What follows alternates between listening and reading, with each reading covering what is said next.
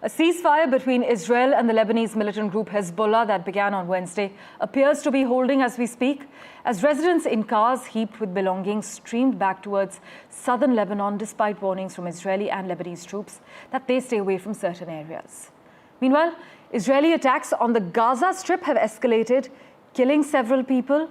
Israel has also informed the International Criminal Court that it will appeal against arrest warrants for Prime Minister Benjamin Netanyahu and his former Defense Minister Yoav Gallant over their conduct in the Gaza war.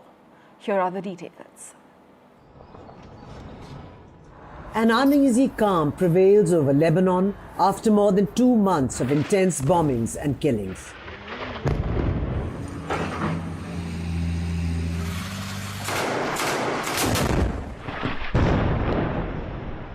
In a big relief to the Lebanese people, who have seen more than 3,500 of their relatives die since last year, Israel and Lebanon-based militant group Hezbollah reached a US-brokered ceasefire agreement to put an end to hostilities for 60 days.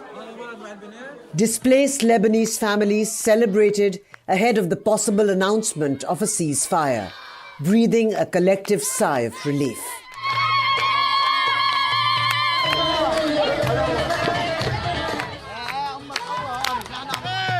انبسطنا كثير وفرحنا والمدرسة احتفلت فينا. الله يحفظ مدرسة المرجان وطيار المستقبل اللي حضننا بأحسن استقبال وما قصر بواجباتنا أبدا. نشكرهم من كل قلبنا، مبسوطين لأن نحن راجعين على بلدنا على وطننا بالجنوب. The sentiment did not echo on the Israeli side, as some displaced families said that they are disappointed with the ceasefire deal. While bombardment has driven 1.2 million Lebanese people from their homes, Israel says it has killed more than 2,000 Hezbollah members. On the other hand, Hezbollah's frequent rocket attacks forced some 50,000 Israelis to evacuate in the country's north. At least 75 people have been killed, more than half of them civilians.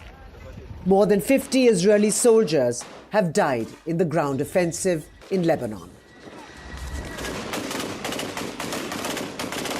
Prime Minister Benjamin Netanyahu said that Israel will respond strongly to any violation of the ceasefire with Hezbollah. חיזבאללה יפר את הפסקת האש לא רק אם הוא יירה עלינו, הוא יפר את ההסכם גם כשהוא ינסה להתחמש כדי לירות עלינו בעתיד. על כל הפרה שלו נגיב בעוצמה.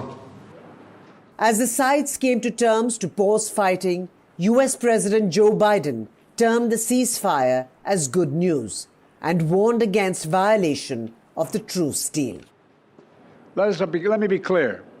If Hezbollah or anyone else breaks the deal and poses a direct threat to Israel, then Israel retains the right to self-defense consistent with international law, just like any country when facing a terrorist group pledged to that country's destruction.